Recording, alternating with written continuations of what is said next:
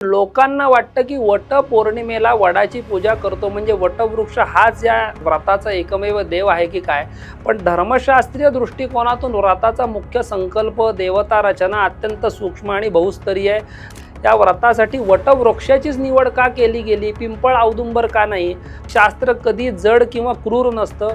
ज्या स्त्रियांना शारीरिक व्याधी किंवा अशक्ततेमुळे 3 दिवस उपवास करणं शक्य नाही आहे त्यांच्यासाठी ग्रंथांनी अनुकल्प म्हणजेच पर्यायी व्यवस्था सुद्धा देऊन ठेवली आहे। ज्या वृक्षाची आपण दीर्घायुष्य आणि सौभाग्याचं प्रतीक म्हणून पूजा करतोय त्याच वृक्षाचा अवयव फांदी तोडून तिची पूजा करणं हे मूळ अहिंसा आणि प्रकृती पूजेच्या तत्वाच्या थोडंसं विरोधात आहे।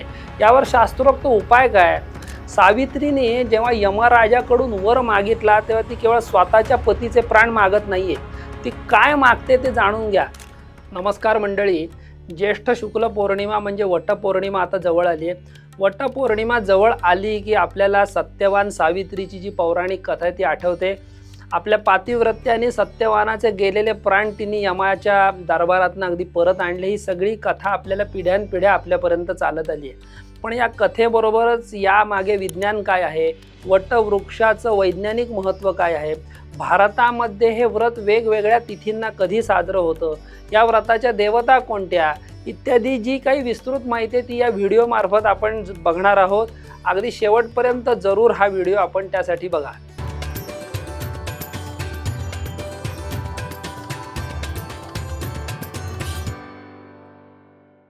वटपौर्णिमेच्या आजच्या या व्हिडिओमध्ये आपण सावित्रीची कथा सांगणार नाही, तर धर्मशास्त्रावर जे ग्रंथ आहेत त्यांच्या आधारे वट सावित्री व्रतामागील अत्यंत दुर्मिळ शास्त्रीय आणि आजपर्यंत कधी न ऐकलेलं धर्मशास्त्रीय रहस्य उलगडणार आहोत। आज आपण काही मूलभूत आणि प्रगल्भ प्रश्नांचा वेध देखील या मार्फत घेणार आहोत।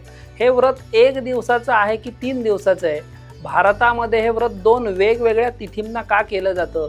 या व्रताची मुख्य देवता प्रत्यक्षात कोण आहे आणि आधुनिक विज्ञान वटवृक्षाच्या अंतर्गत विश्वाबद्दल असं कोणतं गूढ सांगतं? हे ऐकून पाश्चात्य वैज्ञानिक देखील थक्क झालेत। आजचा हा भाग अत्यंत माहितीपूर्ण आणि डोळे उघडणार आहे।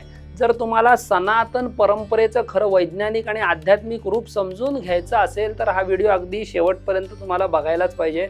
मित्रांनो, आज आपल्या व्यवहारात विशेषतः महाराष्ट्रात वटपौर्णिमा केवळ 1 दिवसाचा सण वाटतो। स्त्रिया सकाळी स्नान करतात, वडाची पूजा करतात, सुताचे वेढे त्या वृक्षाला देतात आणि वाण देतात। परंतु मूळ धर्मशास्त्राच्या ग्रंथांमध्ये डोकावलं तर एक अतिशय दुर्मिळ आणि वेगळीच गोष्ट समोर येते। धर्मसिंधू, निर्णय सिंधू इत्यादी ग्रंथांनुसार वटसावित्री व्रत हे मूलतः 1 दिवसाचं नसून त्रिरात्र असं व्रत आहे।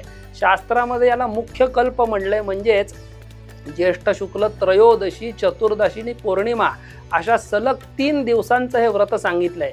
या 3 दिवसांमध्ये कडक नियम, उपवास आणि संयम पाळण्याचा विधी सांगितला आहे। याविषयी शास्त्रात वचन देखील आलंय की ज्येष्ठ शुक्ल त्रयोदश्या दिनत्रयम त्रिरात्र व्रतत्वेन मुख्य कल्पहा।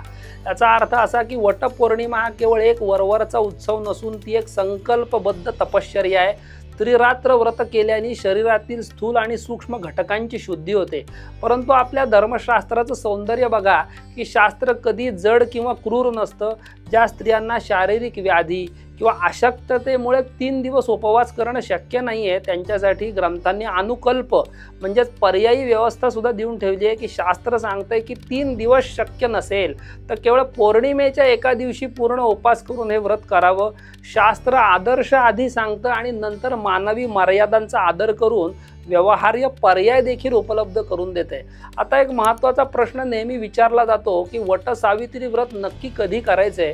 कारण महाराष्ट्रात आपण ज्येष्ठ पौर्णिमेला वटपौर्णिमा साजरी करतो, तर उत्तर भारतात विशेषतः बिहार, उत्तर प्रदेश, मध्य प्रदेशात हे व्रत ज्येष्ठ पक्ष कृष्ण पक्षातील अमावस्येला केलं जाते। मग या 2 पद्धतींमध्ये चूक कोण आणि बरोबर कोण आहे? तर एक ज्येष्ठ अभ्यासक म्हणून मी तुम्हाला असं सांगित की यात कोणातही चूक नाहीये। निर्णयामृत इत्यादी दुसऱ्या ग्रंथ परंपरांमध्ये असा उल्लेख येतो की स्कंद पुराणातील वचनानुसार शुक्ल पौर्णिमेचं व्रत सांगितलंय, तर काही हस्तलिखितांमध्ये कृष्ण अमावस्येचं विधी देखील सांगितलं आहे। काही हस्तलिखितांमध्ये असा निर्देशही केलाय की शक्य असल्यास दोन्ही पक्षात हे व्रत करावं। येथे आपण एक गोष्ट लक्षात घेतली पाहिजे की तिथी भेद आहे पण तत्वाचा भेद नाहीये। उत्तर भारतातील वटसावित्री अमावस्या असो किंवा महाराष्ट्रातील वटपौर्णिमा असो, दोन्हीचा केंद्रबिंदू हा एकच आहे की सावित्रीचं तपोबल, वटवृक्षाचं सानिध्य आणि अखंड सौभाग्याचा संकल्प। ही विविधता आपल्या संस्कृतीचं मुख्य वैभव आहे, याच्यात कुठेही विरोध नाही आहे। आता आपण ज्या विषयाकडे वळतोय तो सामान्य माणसाला अजिबात माहिती नाही असं मला तरी वाटतंय, कारण लोकांना वाटतं की वटपौर्णिमेला वडाची पूजा करतो म्हणजे वटवृक्ष हाच या व्रताचा एकमेव देव आहे की काय। पण धर्मशास्त्रीय दृष्टिकोनातून व्रताचा मुख्य संकल्प, देवता रचना अत्यंत सूक्ष्म आणि बहुस्तरीय आहे। जेव्हा आपण पूजेचा संकल्प करतो तेव्हा मुख्य मंत्र काय असतो तर पुरुषार्थ चिंतामणी नावाच्या ग्रंथात पूजेचं मुख्य मंडळ सांगितलं। या व्रताची मुख्य देवता वटवृक्ष नसून सावित्री सहित ब्रह्मा ही सांगितली आहे। होय, सृष्टीचे निर्माते जे भगवान ब्रह्मदेव आणि त्यांची शक्ती माता सावित्री जी बुद्धी आणि वेदांची देवता आहे ही या व्रताची प्रधान देवता सांगितलंय। मग बाकीचे कोण आहेत तर यमराज, सत्यवान, देवर्षी, नारद हे या पूजेमध्ये उपांग म्हणजे गौण किंवा पूरक देवता सांगितल्या आहेत। वटवृक्ष या सर्व देवतांना आपल्या छायेत सामावून घेणारा अधिष्ठान किंवा आधार म्हणून तो सांगितलाय।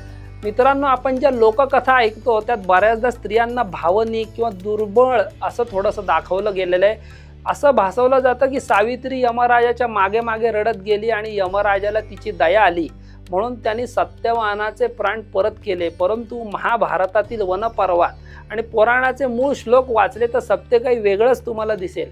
सावित्री यमराजासमोर आक्रोश करत नाही, ती रडत नाही किंवा ती कोणती भावनिक विवशता दाखवत नाहीये।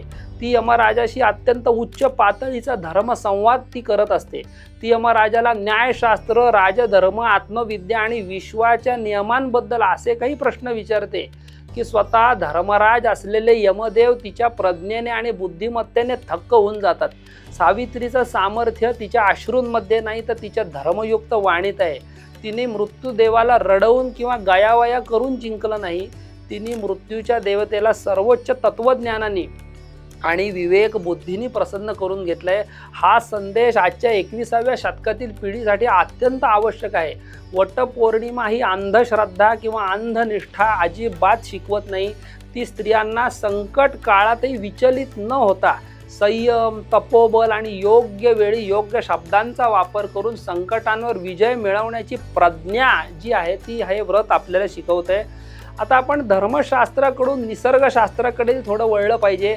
या व्रतासाठी वटवृक्षाचीच निवड का केली गेली, पिंपळ औदुंबर का नाही? त्या निसर्गाच्या रचनेत गृहस्थाश्रमाचे आणि कुटुंबाचे एक अद्भुत प्रतीक लपलंय।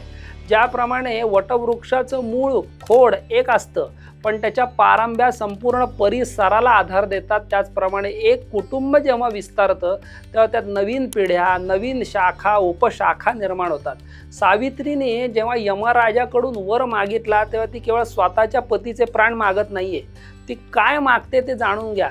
ती आपल्या सासऱ्यांचे गेलेले डोळे आणि राज्य परत मागते, आपल्या पित्याच्या वंशाचा विस्तार मागते आणि स्वतःच्या कुलाची वृद्धी मागते। म्हणजे ती संपूर्ण कुल संरक्षणाचा विचार करते। म्हणून स्थैर्य, दीर्घायुष्य आणि पिढ्यानपिढ्या पसरत जाणाऱ्या जीवनशक्तीचं प्रतीक म्हणून वटवृक्षासारखा दुसरा कोणताही श्रेष्ठ वृक्ष या सृष्टीत नाहीये। आता आपण आजच्या काळातील एका अत्यंत गंभीर समस्येवर देखील यामार्फत बोलू। आज शहरीकरणामुळे शहरांमध्ये वटवृक्ष सहज उपलब्ध होत नाहीत। मग अशा वेळा अनेक ठिकाणी वडाच्या मोठ्या फांद्या तोडून त्या बाजारात विकल्या जातात आणि स्त्रिया ती फांदी कुंडीत किंवा पाटावर ठेवून तिची पूजा करताना दिसतात। धर्मशास्त्र आणि आयुर्वेद या दोन्हीचा एक अभ्यासक म्हणून मी हात जोडून विनंती करेन की हे पूर्णपणे चुकीचं आहे। ज्या वृक्षाची आपण दीर्घायुष्य आणि सौभाग्याचं प्रतीक म्हणून पूजा करतोय त्याच वृक्षाचा अवयव फांदी तोडून तिची पूजा करणं हे मूळ अहिंसा आणि प्रकृती पूजेच्या तत्वाच्या थोडंसं विरोधात आहे। यावर शास्त्रोक्त उपाय काय? आपल्या निबंध ग्रंथांमध्ये आणि काही लोकाचारामध्ये चित्रपूजा किंवा मानसिक पूजा देखील अत्यंत श्रेष्ठ मानली आहे। जर तुमच्या परिसरात जिवंत वटवृक्ष एकही नसेल असं गृहीत धरा तर एका लाकडी पाटावर चंदनाने किंवा हळद कुंकवानी वटवृक्षाचं सुंदर रेखाचित्र काढावं किंवा वटवृक्षाच्या चित्राची स्थापना करावी। आपण प्रत्यक्ष विशाल वटवृक्षाच्या छायेत बसलो आहोत असा मनात भाव ठेवून केलेली मानस पूजा ही त्या तोडलेल्या फांदीच्या पूजेपेक्षा कोटी पटीने अधिक फलदायी आणि पुण्य देणारी ठरेल। कारण यातून वृक्षपूजा आणि वृक्ष संरक्षण या दोन मूल्यांचं तुम्ही नकळत जतन करताय। तर मित्रांनो, आज आपण पाहिलं की वटपौर्णिमा ही केवळ एक कौटुंबिक किंवा भावनिक कथा नाही, ती एक अत्यंत विचारपूर्वक रचलेली बहुस्तरीय भारतीय संकल्पना आहे। धर्मशास्त्र काय सांगतंय, हे त्रिरात्र व्रत जे आहे तपाचं व्रत आहे। निबंध ग्रंथ सांगतायत तिथीच्या विविधतेतही तत्वाची इथे एकता आहे। देवता रचना काय सांगते की हा जीवन, मृत्यू आणि विवेकाचा महासंवाद आहे। सावित्रीचं चरित्र काय सांगतंय की स्त्रीची खरी शक्ती तिच्या बुद्धिमत्तेत आणि धर्मयुक्त वाणीत आहे। आणि विज्ञान सांगतंय वटवृक्ष हा संपूर्ण परिसंस्थेचा रक्षक आणि जैवविविधतेचा आश्रम आहे। म्हणून या वटपौर्णिमेला जेव्हा आपण वटवृक्षाला सुताचा दोरा बांधू, तेव्हा केवळ एक विधी म्हणून बांधू नका। तो दोरा म्हणजे आपण निसर्गाशी, आपल्या कुटुंबाशी, आपल्या संस्कृतीशी आणि आपल्या कर्तव्याशी बांधलेलं एक प्रतिज्ञा सूत्र आहे असं म्हणायला हरकत नाही। ही ज्ञानपरंपरा जगासमोर येणं गरजेचं आहे। त्यामुळे हा व्हिडिओ तुमच्या सर्व स्नेहीजनांसोबत जरूर शेअर करा आणि अशाच प्रमाणबद्ध, सखोल आणि शास्त्रशुद्ध विश्लेषणासाठी देशपांडे पंचांग हा तुमचा जो हक्काचा यूट्यूब चॅनल आहे तो सबस्क्राईब करायला विसरू नका। नमस्कार।